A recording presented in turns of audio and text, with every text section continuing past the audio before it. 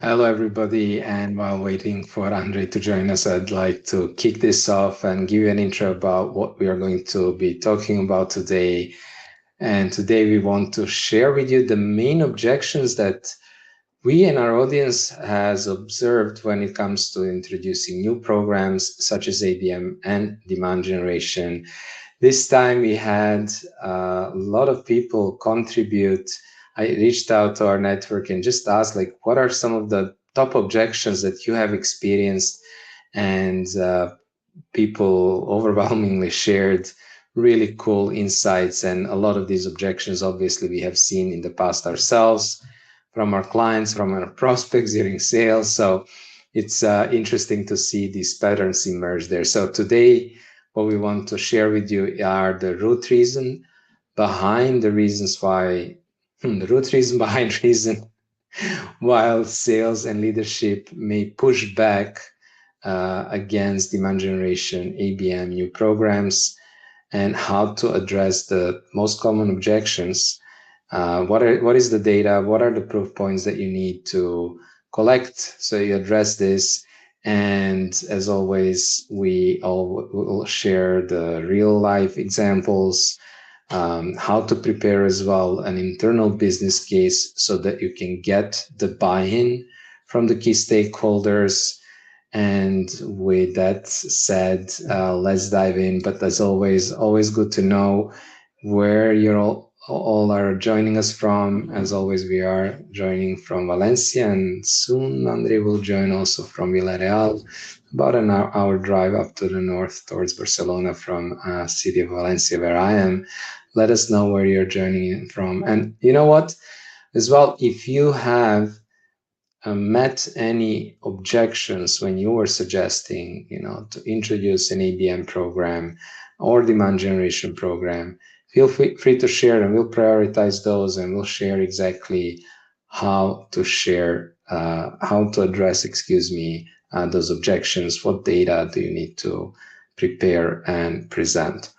And I'd like to kick off, as maybe you're thinking and sharing, I'd like to kick off by sharing some of the root reasons of why the sales and leadership pushback, what is kind of at the root there. And some of the root reasons, some of the things that we have observed when working with B2B companies is that with sales, there can be kind of a protective mindset. And what I mean by that is that, especially when it comes to account executives, they have the accounts that they're working on, they have personal investment, their commission and compensation being dependent on the success in those accounts.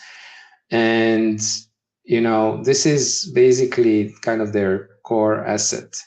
And they don't really want to share contacts or make introductions to their accounts. And they don't, maybe if they didn't have previous successful experience with marketing, they might also not want you to, quote unquote, mess up their relationship with those super important accounts. So I think this is like very frequently something that we see.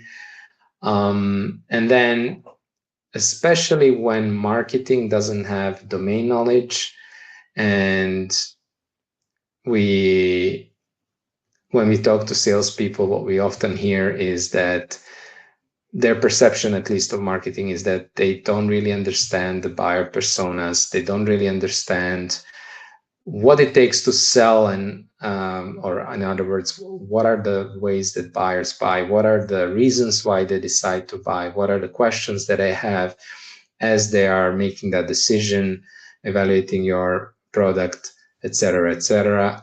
And this is something that we see very often, especially when there is that perception that marketing doesn't have the domain knowledge.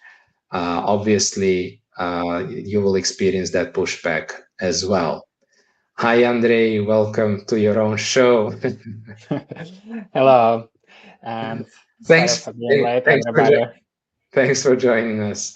I basically gave an intro into what we're talking and started addressing the root reasons, mentioning the protective mindset that we experience, especially with account executives, and then also the lack of domain knowledge, especially when it comes to the buying process, the challenges that the buyers have, who is involved, what are their questions, why do they buy your product, your solution, and that. So we want to address the other root reasons. I give you a chance to jump in. I think overall you did a great job covering everything. The biggest problem, though, is how to handle these objections, right? I feel that there are actually two things that you need to have in mind. You need to understand the connection, right? Or basically the background of this challenge, aside from the root reason.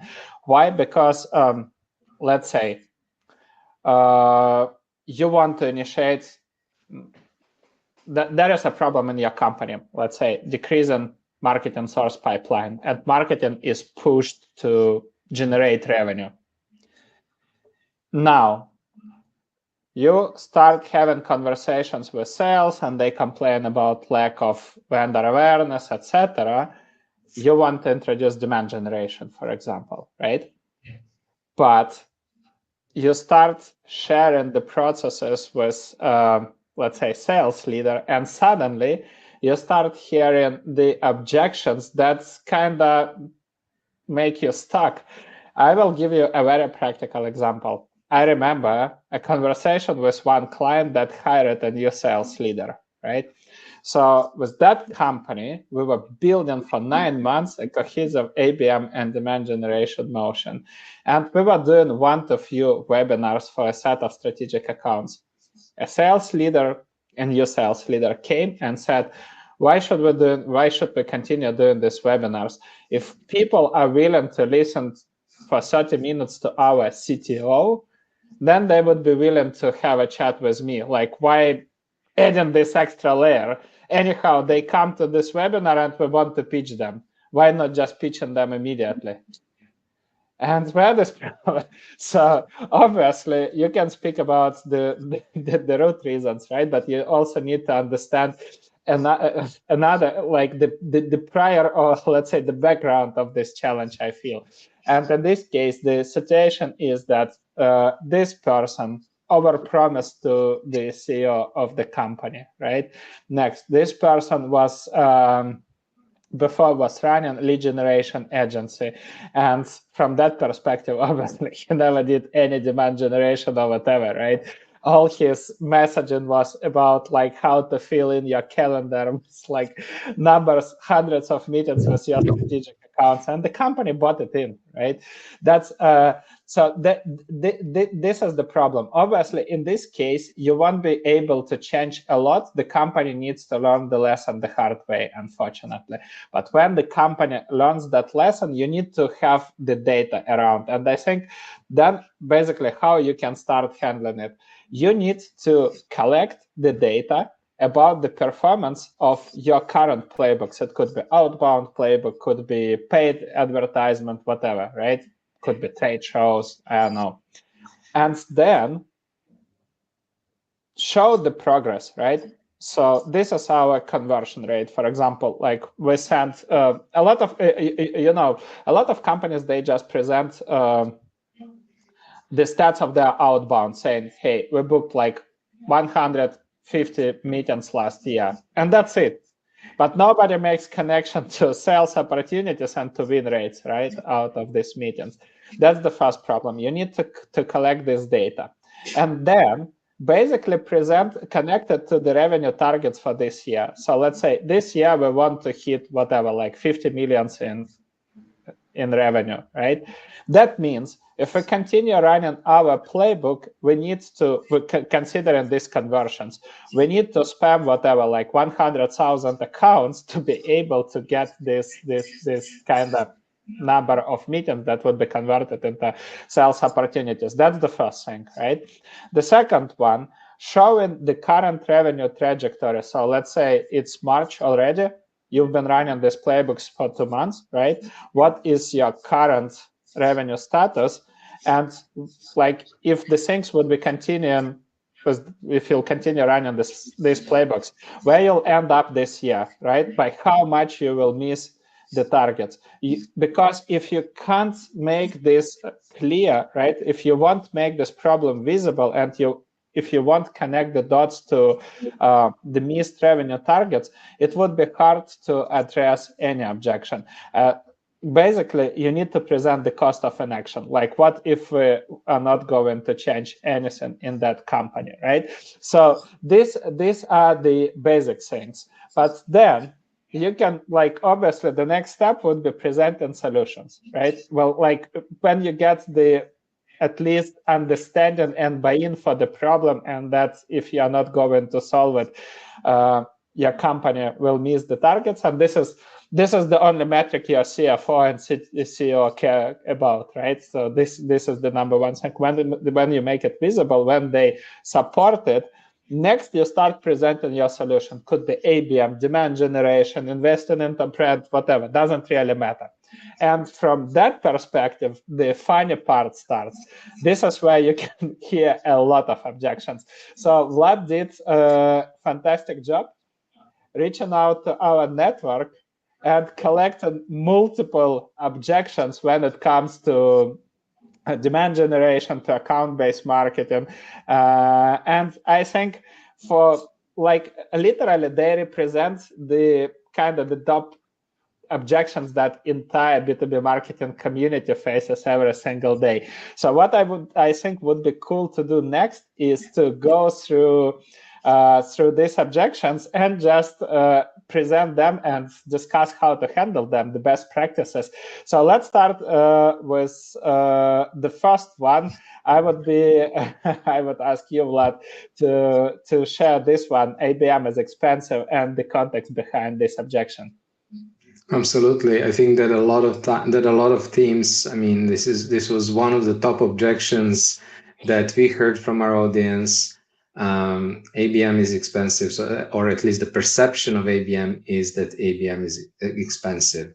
And the reason why a lot of people believe that is because they believe that, one, you need to acquire a very expensive ABM platform, 6+ figures. Then you need to allocate a good amount of money as well, at least as much, on account-based advertising, on personalized gifting to those accounts, etc., etc. So they just assume that right out of the bat, they will need to invest a lot of money before they're even able to start that program. And then in addition, I would say, and this is interesting here from, I think, Prakash shared this, why spend so much on a small set of accounts? I think this is a very interesting insight, because what we see there is that there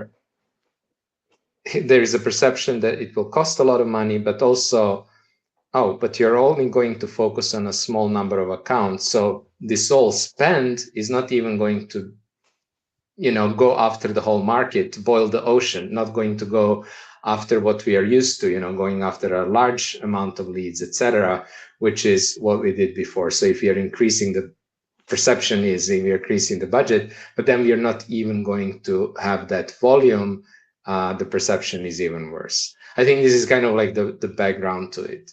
And I think a lot of that perception is just wrong, and we really need to educate our leaders, whomever is having that objection, that it is possible to run ABM on a quote-unquote shoestring budget, especially the way that you're presenting your ABM program is you should present what you're expecting to get, but then we want to start with a lean stack. We are not going to invest more than whatever $300 a month in our stack. Maybe the stack that you have is already going to be enough. We are going to start with a small team.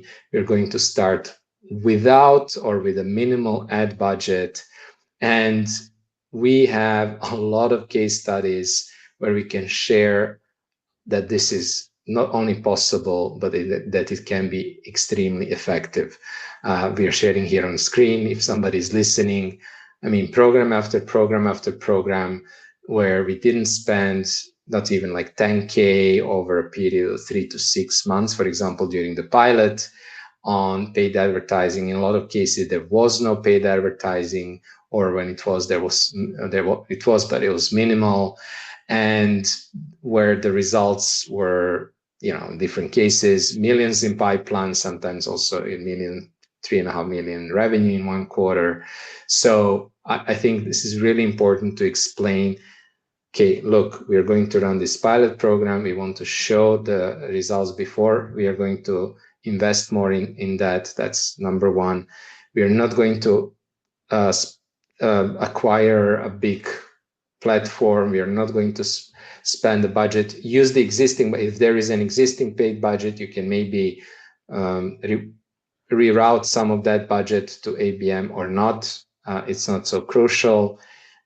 Then if this works, then we can decide how and how quickly we want to ramp it up, and then maybe add more spend. But before even talking about spend, we want to show the ROI, right? So if we are generating 3.5 million in a quarter with a 5K investment, I don't think it will be difficult to then say, hey, we want to ramp it up and maybe invest a little bit more in some paid activities.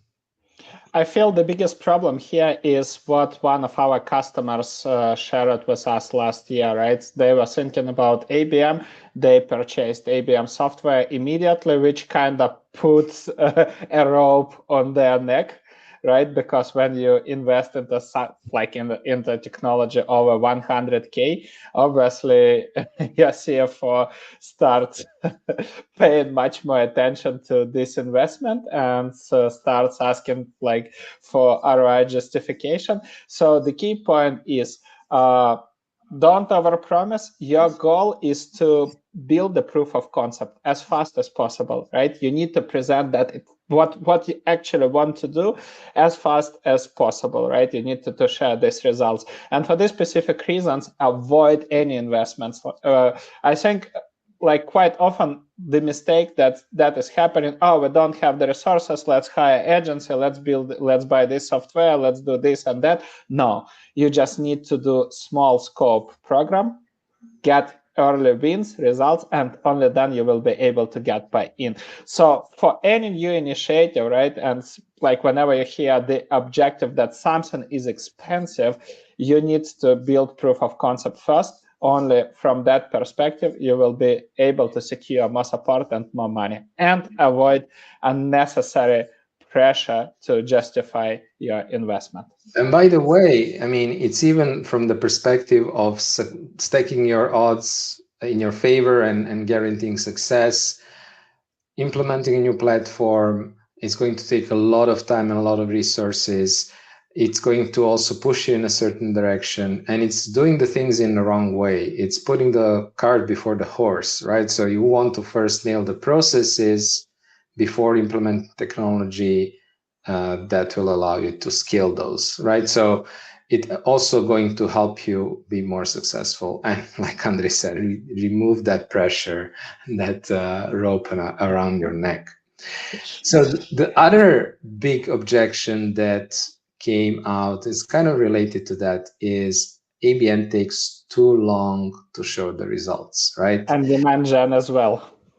Demand gen for sure. When you said demand gen, I immediately thought of 𝗪𝗵𝗿, who shared that objection as well. And he said, it takes too long and it's too risky as well. So, and this goes hand in hand, of course. If I have to wait long and I'm not sure if it's going to work, I'm going to be even more concerned. And I think I understand that in a lot of organizations, you will have also just the fact that your executives are kind of impatient. And I mean, it's just a fact. I mean, in terms of getting their buy-in, that's like one obstacle to get over, like if they want to see quick results. But the other problem as well is if you even start, and even if you do it properly and align on the expectations, they may still be impatient. So it's a very important concern, and we need to handle it well. So how do we handle it? Well, I think that there's several aspects to this. I think like what Andrej shared at the beginning, when you're mapping out how does our programs that we are running right now, how do they perform, what can we expect, right? What is reasonable for us to expect, and are we going to hit our revenue targets based on what we are doing historically? If there is no problem, you will never get a buy-in for a solution. I mean, this is just impossible. So this is a precondition. And I think like one of the things that you can do at the very beginning is say, okay, wait a minute. So if we're starting with the ABM, we are going to build some sort of an account list.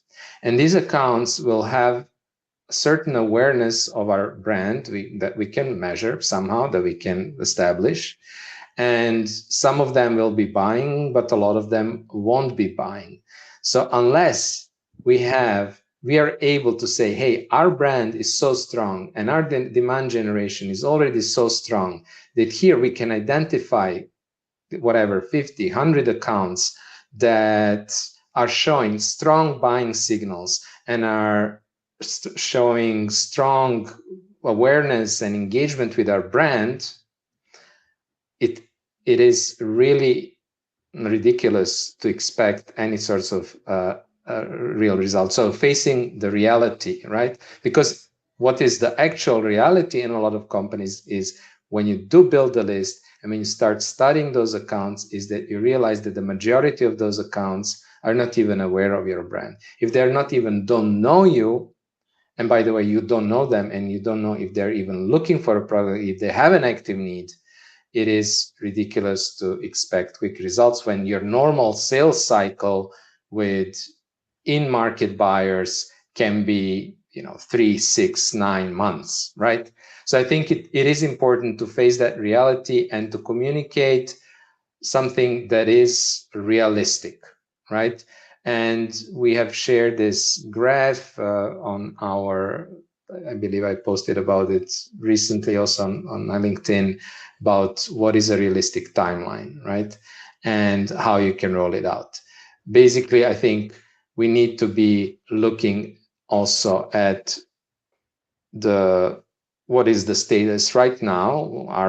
How well known is our brand? Do we actually have awareness in our target accounts? Very frequently we hear from sales that is not the case, which means that we need to create that awareness and engagement. We need to start our program. How long will this take? Well, it usually takes anywhere between 1 to 2 months to start seeing that initial engagement and that engagement progressing into some sort of conversations with the salespeople, etc. And only like by the end of the first quarter, you can start expecting to see a discovery calls, and maybe some in some cases, depending on the stage and the state, you will, and luck, sometimes you might see the first initial deals. So I think what's important here is to first set the expectations, but also think about what are the meaningful leading indicators.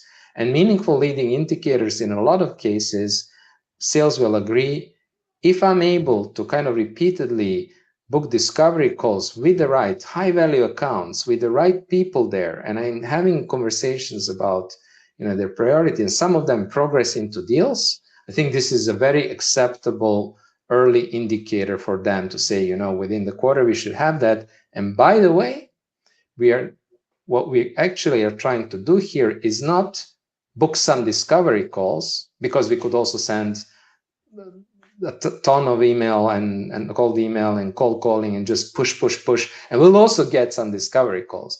But what we are actually trying to do here is to have a much more effective process, right? So if before I had to reach out to 1,000 accounts to book, let's say 10 meetings, now I want to be able to, like in one of the case studies that we shared, reach out to 130 accounts and book book repeated meetings, actually engaged more than 30 accounts, I think it was 27%, in repeated multiple meetings and calls, and some of those obviously progressing to pipeline. So we are looking at the effectiveness and quality. Are we going after high value accounts? What is the revenue potential of those accounts? What is our account to pipeline ratio? Maybe initially account to meeting booked and then pipeline ratio. So how many out of our whatever 150, 100 target accounts we're able to end up with a sales qualified opportunity, and then obviously translating these two. So revenue potential times that percent. How effective can we be? And when the management, when sales sees that, they will actually proactively start to ask. This is what happened. A lot of times they become curious. Okay, how are you able to engage these kind of accounts? How are you able to book meetings with the 𝗬𝗎𝗂 of this world and the big banks of this world? And then also to have such an effective process. I want to know. Show us how to do it. So yeah, I wanted to give you the word. Sorry, Andrei, without any warning. Just be silent. No, that's absolutely fine. So I would say that the biggest problem here, right, is the lack of long-term vision. A lot of companies, they need to present to the investors, right, to stakeholders, that there is like an efficient model that will help them to achieve revenue targets. But in reality, all short-term solutions, they will never work. That's the first problem. You can just squeeze out juice as maximum as possible this quarter, but then you'll end up without any future pipeline. And with every ABM program, if you'll take the approach where you segment all accounts by the likelihood of creating opportunities, right? If you know that there are some accounts, like I said, that you can that hit engagement thresholds, demonstrated enough engagement, right? You did account research, you know the needs of these accounts. You can sit down together and work on opportunity generation on fully personalized offerings for these accounts, and the opportunity actually can come in one quarter, right, with enterprise deals. Next. There would be accounts that demonstrated some engagement threshold, but you have no idea about their needs.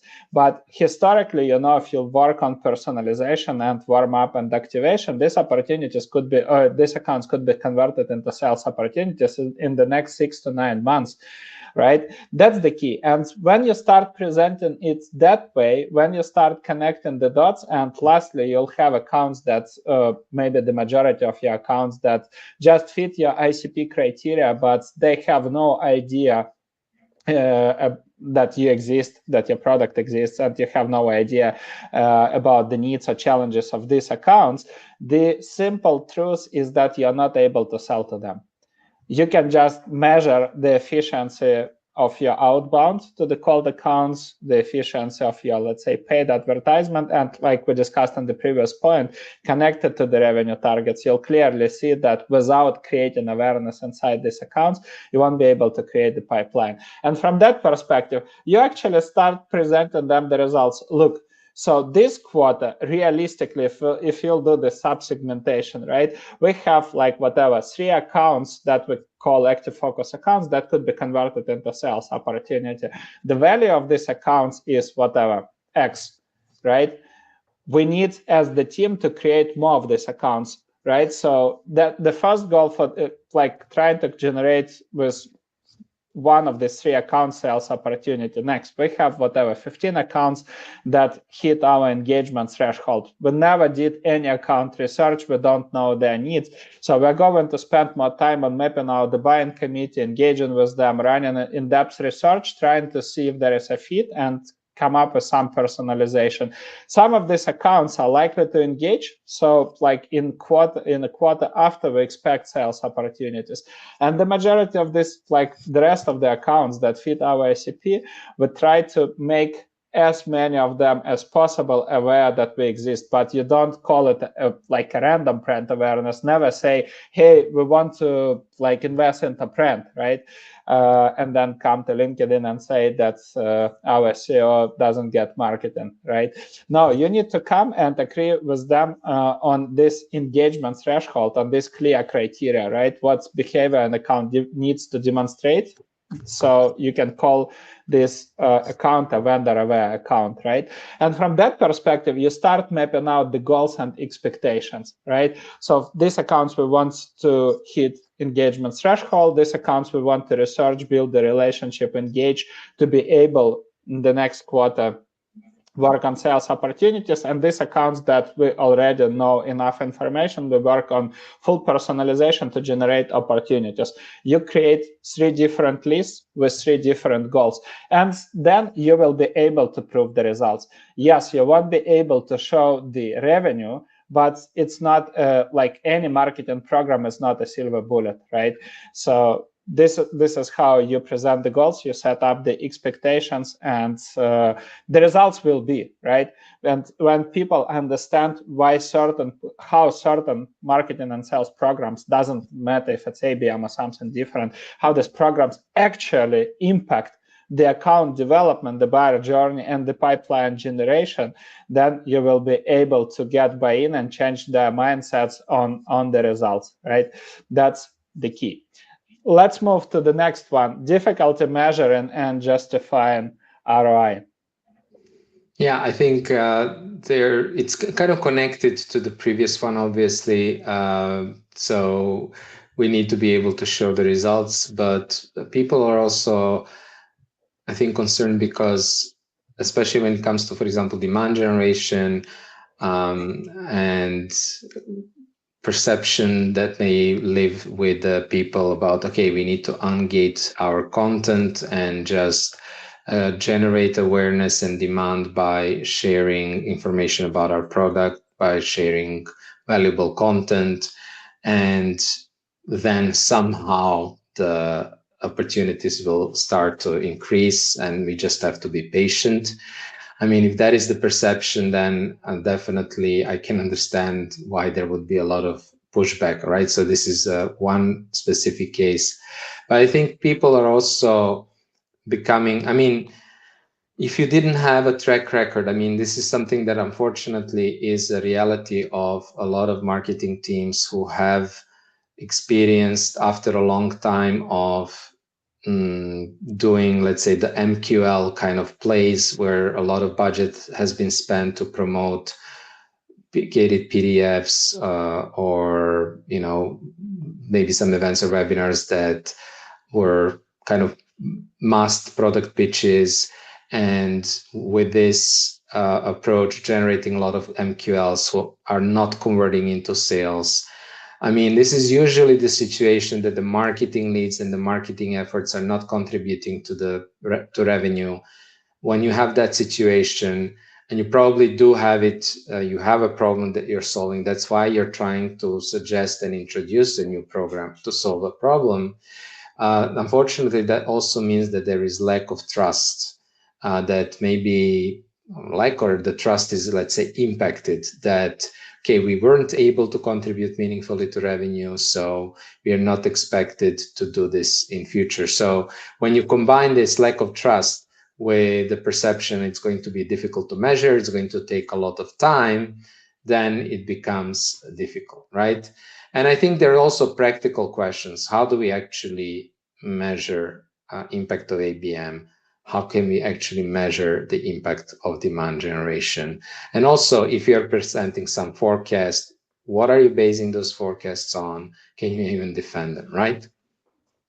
So I think when it comes to measuring, I would like to share just a big framework and then share maybe some concrete tips on how you can address the objections if you're getting objections like this. So I think the first thing to understand is that there is no one-size-fits-all KPI for ABM other than revenue, right? And we know that it will take time to get to the revenue. So the question becomes, okay, what leading indicators are actually meaningful and they depend on the goal of the program. And we know that we can run ABM for net new revenue, we can run it to accelerate existing pipeline, we can run it to expand existing deals, or to prevent churn, or to improve contract renewal. So you will have different metrics depending on the goal of the program. Obviously, for net new revenue, you will want to measure the net new revenue that you're generating, the net new pipeline that you're generating, and leading indicators such as discovery calls, but also your effectiveness in terms of penetrating new accounts, in essentially engagement of the target accounts, what is the percent of the accounts that I'm meaningfully engaging and having back and forth conversations with, things like that will be meaningful leading indicators. When it comes to deal acceleration, it is more about, first of all, it will depend on how you set up your program, but it is obviously kind of the KPIs will be the sales velocity, or the length of the sales cycle.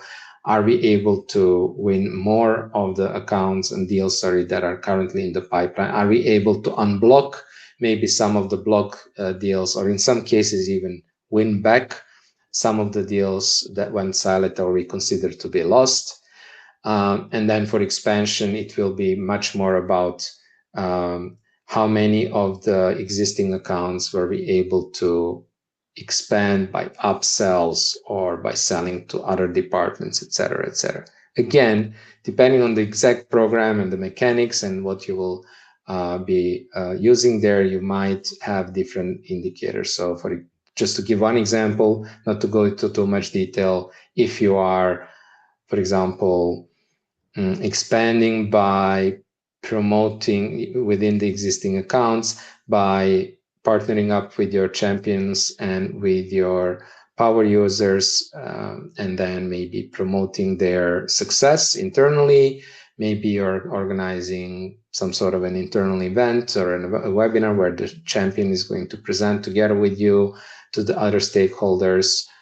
Then you will also measure, for example, the effectiveness of these specific activities, right? So that internal webinar, how many people were you able to engage, etc., as leading indicators.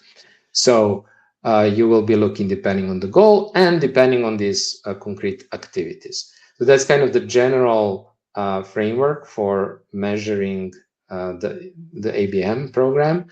But I think what is really important here to stress is, again, when it comes to measuring and also justifying the ROI, I think it's important to look at the effectiveness. Like, what you are much more likely to increase with ABM is the quality and the effectiveness of those deals. So what I mean by that is, am I now able to engage more target accounts? Because if with our outbound, and I think I have here a table, it's for another objection, but I think it's a good time to show. If with my outbound, I need to reach out to 2,000 accounts and book, let's say, 25 calls, am I here able to have a better account to pipeline? Calls and opportunities, excuse me, in this case. Am I able to go from, let's say, 1.25 account to pipeline ratio to 15? Everybody will understand that this is going to be a huge improvement and that this is so much more scalable, because how many times, if your total addressable market is 10,000 ICPs and you need to reach out to 2,000 to actually end up with 25 opportunities and then win 20% of them, that's not very scalable. And you know, how many times can you reach out to them? We know that this is so much more effective if I can get a higher account to pipeline ratio, but also things like, what is the average ACV of those accounts? Because normally with the ABM, you're going to be focusing on higher value accounts. Am I able to engage those accounts? Because what we hear very often, especially as a complaint from sales, is that if you look at the current inbound pipeline and marketing pipeline, especially inbound requests, very frequently these are not the high value, high revenue potential accounts. They complain that the pipeline is unpredictable. Sometimes we get more, sometimes we get less, but also these are not the kind of high value target accounts that we are after. And so having this, okay, now we are able to engage those types of accounts, which end up as a higher deal, a larger deal. And then obviously over time, measuring the win rates, the length of the sales cycle, and each of them has an impact. Like if you can increase the value of your ACV, the annual contract value, if you're able to increase the win rate and decrease the sales cycle, they all multiply and can lead to quite significant impact on your bottom line and revenue. So this is what I would say about measuring and justifying the ROI. And unless you wanted to give a quick comment about it, we can talk about the next objection, Andrei. I would just add one thing that to summarize everything. Before you'll launch any program, just make sure that in your attribution system, you will attribute it to your team.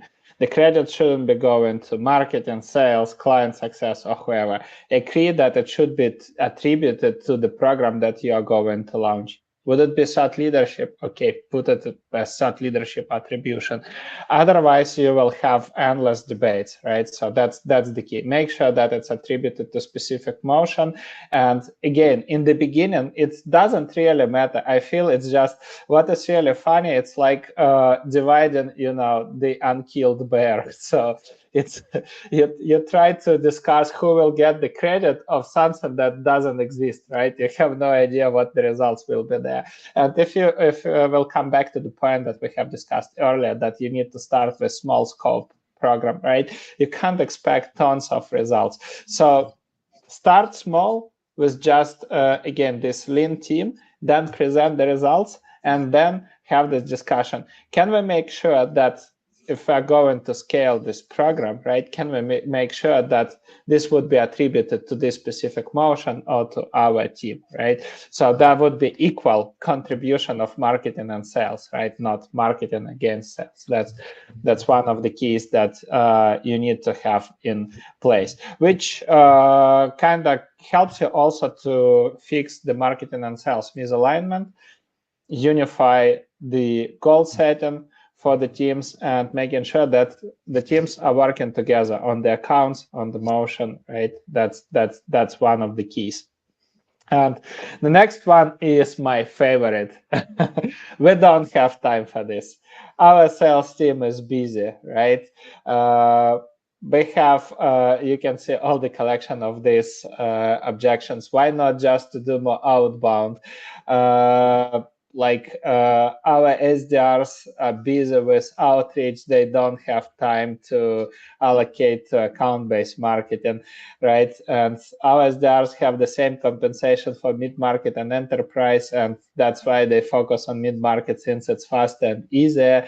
And our account executives get all defensive and asked to, post content on LinkedIn or do some non-sales touch points with the target accounts.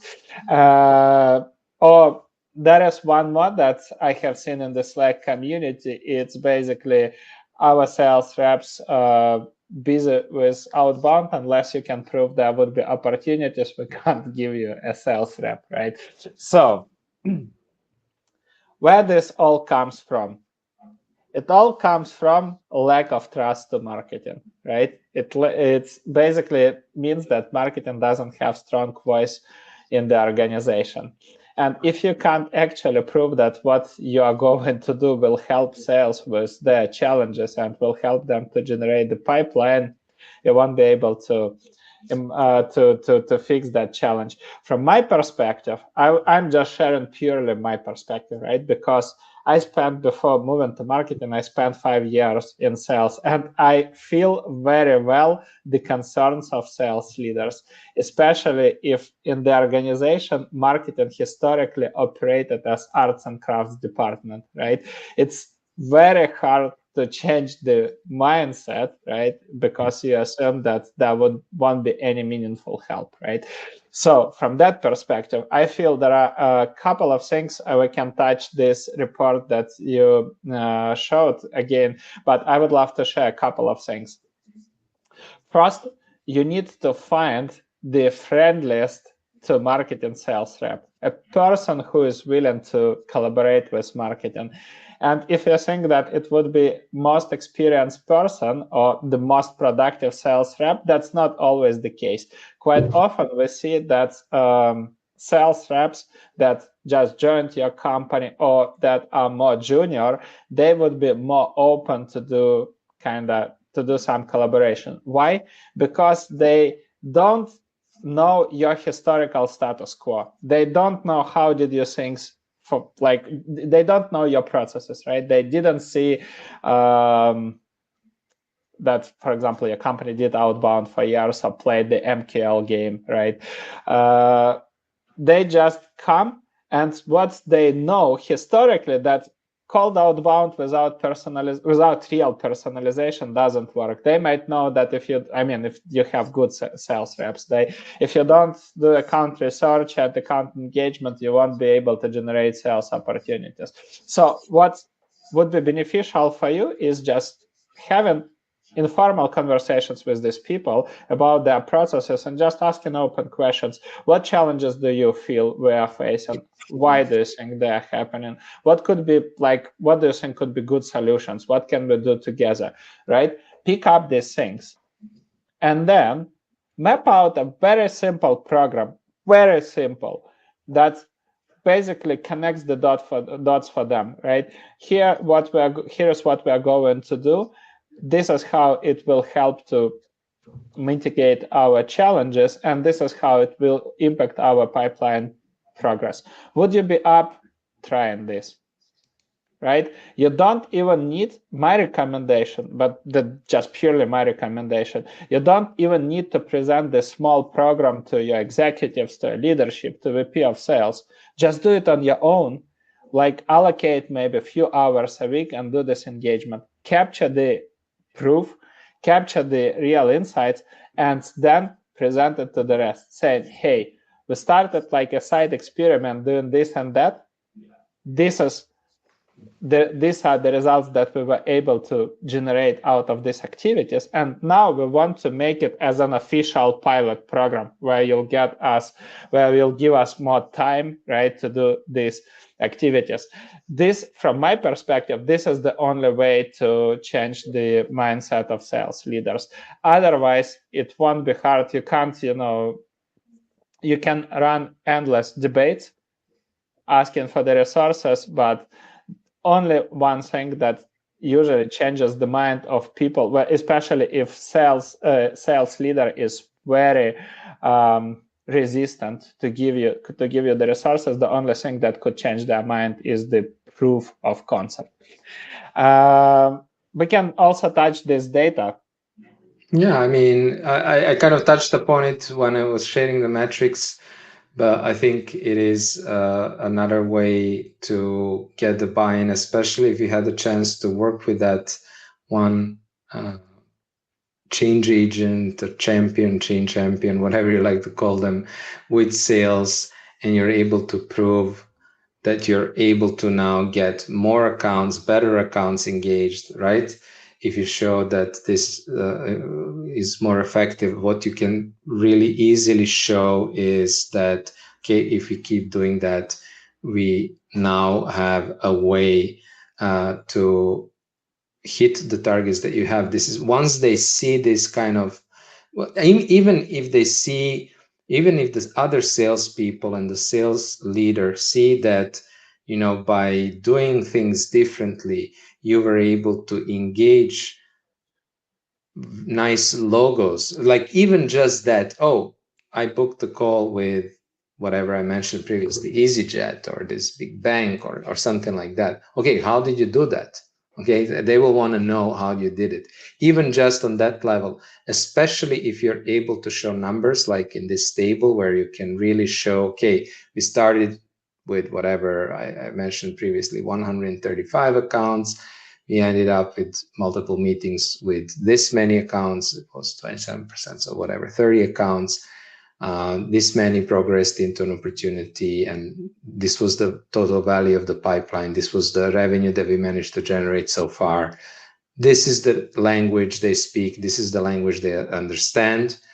But even smaller wins and being able to engage more, because if there is no problem, they will not be open for a new solution. But there is a problem, and you know that there is a problem, and you know that in a majority of cases, they are trying their outbound and they are not successful, and they are getting very low response rate. So if you can show that this can change, and especially if you have had the opportunity to run some sort of a pilot with one of the salespeople, you definitely want to show these kind of numbers, and you want to let also that person, that salesperson, share what they did differently, instead of you presenting that to the team. And I think this is the best way to get. I mean, this is just talking from experience in how this worked with other clients that have went through the pilot and then got finally the total buy-in from their sales leader to expand this to other salespeople, involve more people into these programs. It's basically brings us to the last objection that we have. I mean, the bigger one objection that we have discovered, right? We tried it in the past, it didn't work, right? Obviously, as I mentioned before and Vlad a couple of times, you need to understand the background of the context of the problem, right? Because if, again, let's say you have sales leader, right, that used to work in another organization, or maybe you have a marketing leader that worked in another organization and they ran broken playbooks. Obviously it didn't work. We have seen it multiple times, right? They could say, oh yeah, we tried ABM, we tried Dimension, whatever. But you know, like, let's be honest, there is no unified definition in our community what is account-based marketing. There is no unified definition what is demand generation. There is no unified definition of what is brand awareness. Ask 10 different people on LinkedIn and you'll hear 10 different definitions, right? And understanding what it is. So from that perspective, you need to run an audit. That's absolutely fine. You can say, you can't push that person, right? But what would be helpful for you, you need to book a separate meeting and just go through the processes. You can say, hey, if you don't mind, can we have like quick, chat? Because I have seen, for example, in my previous organization that, I was consuming multiple industry case studies if you don't have like a lot of background, right? That it works for multiple companies. Can I just quickly chat with you to understand what was the process, what was the orchestration of the program that you have executed? Just purely for my understanding, right? I would love to see what was like, why it didn't work, right? Because what we see whenever we do the audit of ABM programs, right? We see this outline that you can see on your screen of everybody who is listening to us, right? I will just quickly explain how companies think about ABM. They built a wish list of accounts, right? So literally sales sends a list of accounts to marketing saying, hey, these are the biggest accounts in our territory. We want to have them as the customers. We think these are the nice logos. But the fact that you have selected nice logos doesn't mean that these nice logos should be converted into sales opportunities. Again, as we spoke, if these companies have no idea that your product exists, right, and these are enterprise organizations, and you have no idea if they're in market now, what are their challenges, you're not able to sell to them. So usually this is a huge list of accounts, hundreds, sometimes thousands of accounts, right? Then considering all previous objections, that we don't have resources to maintain the program, right? What can you do in this scenario? How can you generate opportunities with hundreds of accounts? Obviously, forget about personalized account-based marketing, forget about one-to-one or one-to-few. All you can do is really running ads and sending outbound emails. Yes, you can buy clay, you can build AI agents to collect some surface information about these accounts and just put the liquid text that would be automatically updated based on the account research. But this is not the personalization. This is your guesstimate, right? So you put something that you know about the industry and maybe some guesses about the typical challenges, but it doesn't mean that these are the challenges these accounts face. And obviously, creating awareness, you can't create awareness via, display ads, programmatic ads, and you can't create awareness via outbound, right? So that's why this playbook is not broken. In a nutshell, what is presented as account-based marketing is just a more, let's say, a fancy definition of typical lead generation. It's not, in any sense, it's not different, right? And if that was the case, then you know that it's broken. So from that perspective, you can pick up that analysis and start mapping the dots. Look, I think that in this setup, what was missed? This, and that. Do you think if we could separate the accounts by the likelihood of generating opportunity, like we discussed, right? Active focus accounts, future pipeline, cluster, ICP, and then we would do like fully personalized engagement for these active focus accounts. Do you think with that personalization, could we do better, right? If we were focusing on, for example, in-depth account research, buying committee mapping and engagement for this future pipeline, would we do better, right? What if instead of pitching, we'll start working on account engagement? Would we do better, right? So you start open, you don't push, you don't present your opinion, you don't push your opinion, but you start open, you start asking these open questions to change the mind of that person, right? Obviously, these questions are logical. I don't think that any senior leader will tell you, aside from the guy who I was referring to in the beginning, who said that people shouldn't attend the webinar, but just have 30 minutes chat with me. In this case, everything is doomed. You can skip this webinar and probably look for a new job. But in other scenarios, I guess no senior leader will tell you, no, personalization is not going to help. No, research is not going to help. So obviously, they would be confirming it. And then you would say, well, what if we'll incorporate this? I can create, an outline of the program, like incorporating a few ideas. How can we do this? Present it to you and you let me know, would it work or no? This is the only way. You need to co-create. From my experience, also, we are working as an external vendor with different B2B teams, right? We never push our opinions. We don't try to persuade. It doesn't help. What helps is co-creating with them, asking their opinion, asking the questions where they start answering these questions, and when they answer, they change their mind about the problem, right? This is the only way how to, from my experience, how to mitigate it. What would you add, Vlad? I don't think that I have a lot to add, because you did a great job also summarizing everything. I think the message that you shared at the beginning, it's definitely worth repeating. If you don't have that problem, a lot of people, a lot of organizations have to learn the hard way.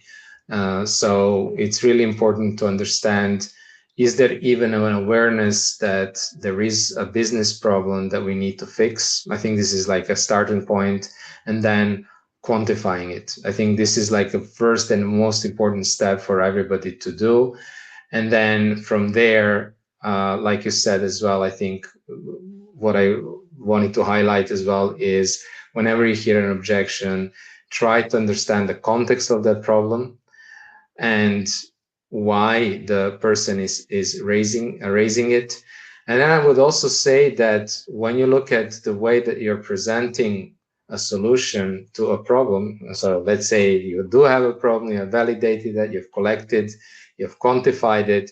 When you're presenting the solution to a problem, one of the things that we often see is that the presentation lacks clarity, right? So if you're just presenting ABM, you know, oh, we are going to have this target account list and we are going to run these kind of ads and we are going to build a kind of a score and then we are going to pass this on to the SDR. So if you don't have clear steps and activities and are able to connect how do they actually lead to revenue, I think you will get even more objections. So I think just wanted to highlight these kind of fundamental things to pay attention to that will help you to reduce the number of objections that you get. And once you get objections, like Andrei said, don't push back and convince. Try to really understand where this comes from.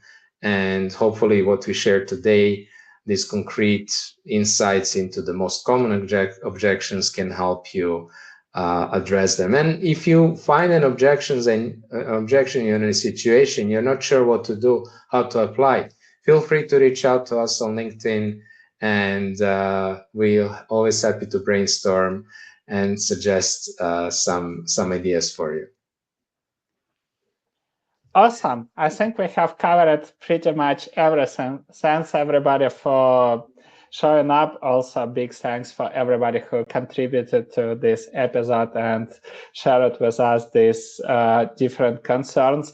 Again, next Wednesday we'll come up with new episode and we'll start series of episodes about B2B demand generation. So stay tuned. A lot of to be covered, and see you next week. Take care, everybody. Cheers. Hey.